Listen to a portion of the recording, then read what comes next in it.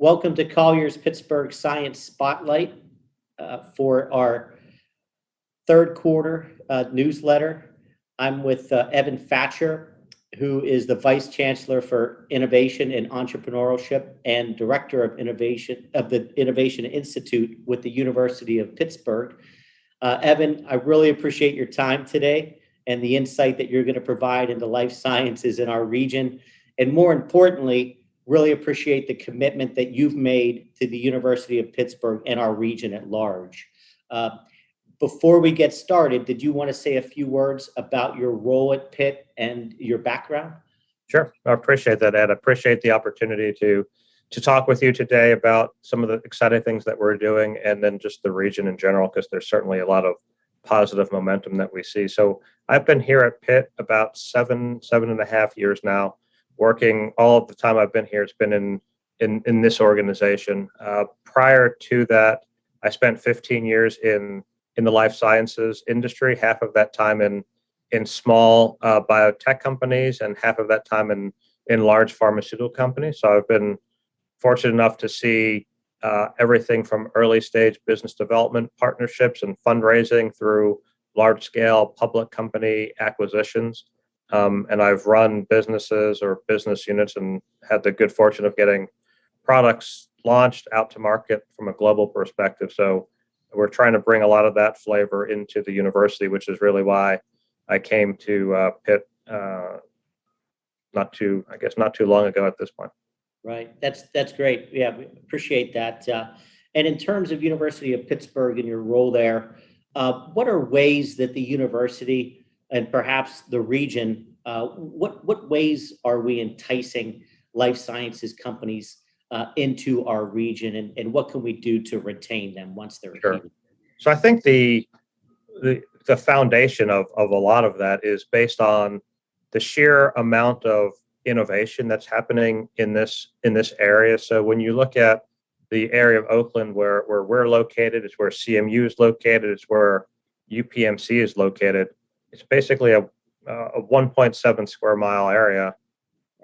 Over 30% of the university research for the entire Commonwealth of Pennsylvania is located in this small area. Wow. And a good majority of that is life sciences based. So Pitt is fourth in National Institutes of Health funding. We're with UPMC, we're the largest academic medical center in the United States. So when you think about what we're trying to do, one of the things that we're doing is just how do we continue to grow the research base, because that's where all the new exciting ideas are coming from.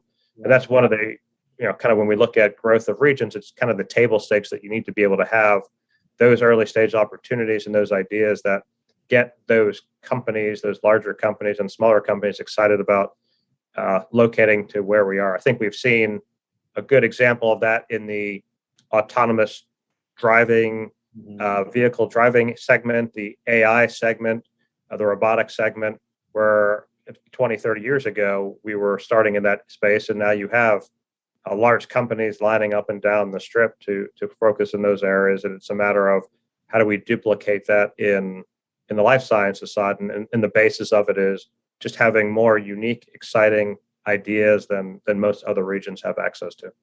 And I'm sure we'll get there over time, the way that technology, AI, and robotics, like you said, has blossomed in our region.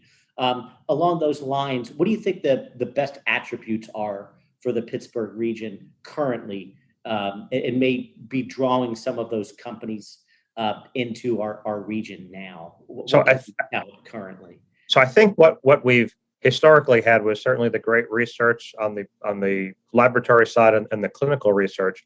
But what we've been starting to see over the last number of years is, I'll say, the translation of those ideas, that research, that science into early stage companies or into partners that can take those ideas and make them into products or services that can really benefit mankind, benefit society. So on that spectrum, we're starting to get better at that translation of those ideas. In combination with that, we're also starting to see some early stage real estate development that will allow those companies to find places to be, large companies and small companies as well. And we're starting to see the services being provided by economic development organizations in the region to help the large companies find places here, to help the small companies grow, so that they can become those larger companies over time. So we are starting to see that shift, that evolution from just the focus on how do we do the research and how do we come up with the great ideas to how do we translate those ideas and help them grow. Sure, sure. And I know on the commercial real estate front, Colliers, we've certainly seen a lot of investors looking at the Pittsburgh region as an opportunity. You know, Wexford Life Sciences is a perfect example, and the Brookings Institute report in 2017 obviously was a game changer. But you know, from an investment in terms of real estate, it's great to see outside companies now looking at Pittsburgh in terms of wanting to provide more product for what Yes. those types of companies need in terms of lab space and so forth. Yeah. Um, Well, I mean, I think just to add to that, I can mention another life sciences or development organization, CBRE. They did a report in 2020 that labeled Pittsburgh as the top emerging life sciences cluster in the U.S. So it's not just us saying it or people that are connected to us. You have these other third-party organizations that are labeling the region as one of the fastest growing, the most emergent life sciences region in the U.S. So I think we're moving in the right direction, and being on the ground, I certainly get the feel that a lot has changed over my 7 years here. There's a lot changed over the last few years versus the first few. Yeah, no question about it. I know my partner Paul Horn and I are representing South Duval, who's just outside of the DC area, and they're looking at making some investments here, and we're working with the Pittsburgh Regional Alliance and others to be able to find a good location for them. So it's exciting. Conversely, then, you know, the business cliche is that challenges also present opportunities. What do you think the biggest hurdles or challenges are currently for Pittsburgh and our region related to life sciences? I think there's a couple. One of them is, you know, we talk about this development that's happening. It still has to happen. So we have some shell space that's being opened up that's in the process of growing. I don't know that we have enough of the right space just yet. It's coming. It may be a year or two down the road. So there's the real estate is moving in the right direction, but you certainly know better than I. We can't put up 250,000 square feet of wet lab space overnight. It takes a little bit of planning, right? I would say the other thing that has been a challenge or kind of the opportunity is getting that early stage capital used to the fact that Pittsburgh is doing things outside of just the pure tech space. Okay. So money coming into life sciences looks different than money going into the autonomous vehicle segment. The return on investment looks different. The time horizon to payback looks different. So it's getting people that have that capital used to the fact that the opportunities are here, but getting comfortable that that's a very different kind of investment life cycle than they've been used to in the region. Yeah, no question about it. And I think that it will take some time for those investors to get used to that type of a cycle. You're 100% right. In terms of federal funding, you know, based upon the strong reputation that the University of Pittsburgh has, going all the way back to the polio vaccination that was developed by Jonas Salk. How do you see it playing out over the next 3 years related to the federal funding that we're able to procure here? So we've been fortunate that at Pitt, our slice of federal funding is going up and up. I think we announced at our last, the Chancellor announced at the last public board meeting that we're expected to cross the $900 million mark of research expenses coming in this fiscal year. So our numbers have been growing and growing year after year. I think from a total federal funding perspective, we're in the top 15 of all universities, top 10 of all the universities in the U.S. So our outlook is bullish for the work that we do. We've had a long history now of being able to continually grow that research base, and currently I don't have a prediction that has it going in the other way.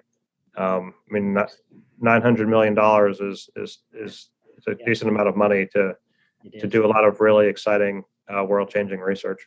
Right. We have to believe, you know, with the pandemic and the focus put on that type of research that does take place already at Pitt, one would believe that that focus will continue moving forward. So those funds should be there. So that's really good to hear. And going back to what you said related to AI and the technology-based companies that are really blossoming in our region, it's such a great relationship between Pitt and CMU in terms of working cooperatively.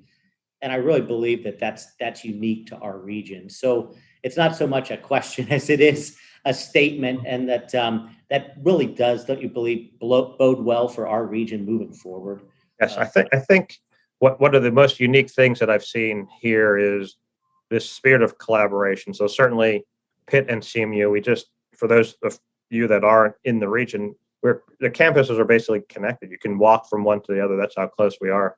But the spirit of collaboration is all around most of the businesses, most of the foundations, most of the nonprofits, the for-profit companies in Pittsburgh. It is very unique, I think, compared to other regions where we can get together and have the support of the foundations, of the nonprofits, of the big companies, of the healthcare systems. Getting those leadership teams together to rally around an issue has been something that has been remarkably straightforward to do, and it typically ends up with very powerful results. So I think that's one of the hallmarks of our region is the collaboration that we see.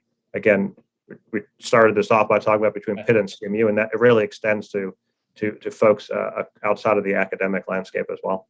Yeah, no question. So again, Ed Lawrence with Colliers and Evan Facher with University of Pittsburgh. Really appreciate the insight that you've provided today with the Colliers Pittsburgh Science Spotlight. Is there anything else that you wanted to provide insight on, or your thoughts before we wrap up today?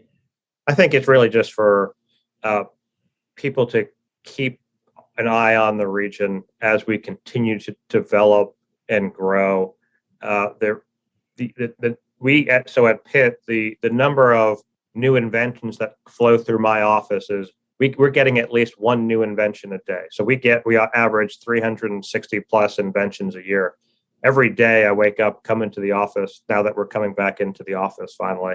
And there's a new invention that comes in the door that may be something that is life-changing, world-changing.